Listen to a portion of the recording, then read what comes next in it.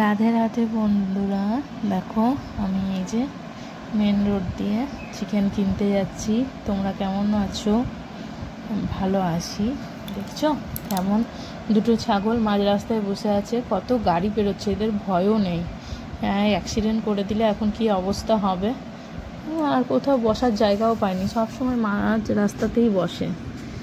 মেয়ের অনেক দিন ধরে চিকেন পকোড়া খেতে মন গেছে, তা আমি ঠিক আছে চলো আজকে বানিয়ে দিই। তো এসেই চিকেন সব যাচ্ছি, একটু নিয়ে আসবো, বেশি না আনবো না, একটু কম করে নিয়ে আসবো।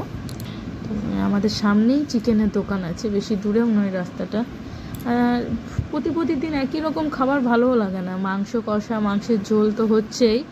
এই দেখো দোকানের সামনে চলে এসছি, এটা হচ্ছে চিকেন শপ। দোকানটা দেখো ফাঁকাই আছে, ভালোই হলো। ভিড় হলে বেশি দাঁড়াতে মন যায় না। এই যে দাদাকে জিজ্ঞেস করছি চিকেন আছে, চিকেন হবে? দাদা বললো হ্যাঁ। তা দাদাকে বললাম যে কম করে একটু চিকেন, সেই 250-300 গ্রামের মতো নেবো।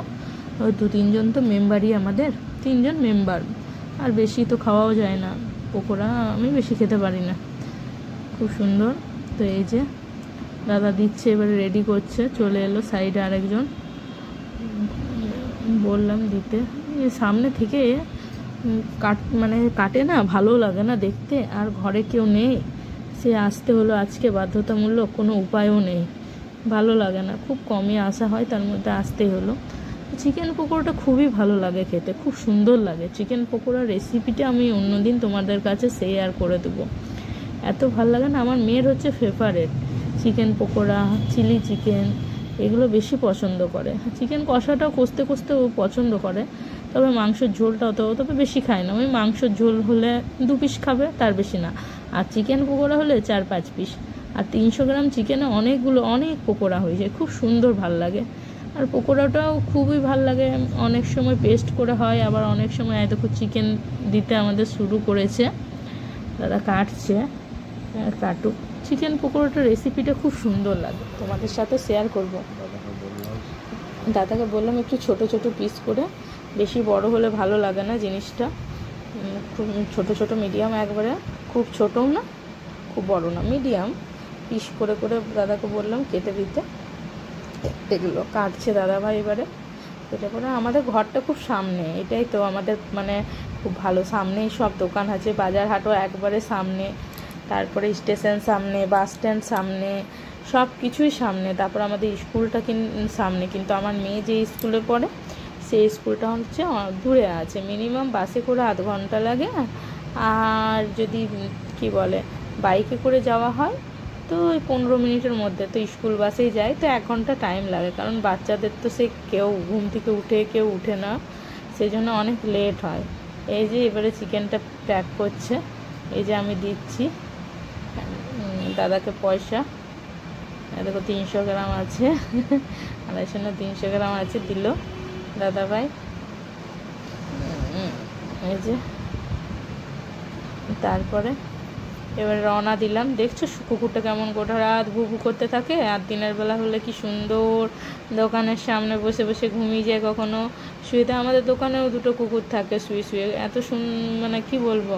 আর কুকুরগুলো রুটি খাবে না, ভাত খাবে না, বিস্কুট, আমাদের এখানে বিস্কুট, তা আমার পার্লেজি বিস্কুট, মেরি বিস্কুট দিলে মেরি বিস্কুটও খাবে না, এমন হ্যাবিট করে দিয়েছে।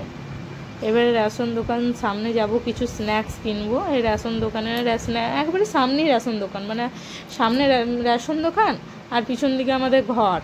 এই যে ব্যাকিং, এবার টার্নিংটা ব্যাক করব, ওই সাইডে এই যে অ্যাডভেস্টার একটু চালা দেখতে পাচ্ছেন হালকা, এই যে বাইকটা দাঁড় করানো আছে আগের ওইখানটাতে, এই যে ব্যাক করছি। এইখানটাতে কিছু মেয়ের জন্য স্ন্যাক্স নেবো। ও স্ন্যাক্স অনেক দিন ধরে হয়ে গেছে, শেষ হয়ে গেছে, বেশি ছিল না, ঘরে রাখা হয়, কারণ কখন যে কি মন যায় ওর খেতে।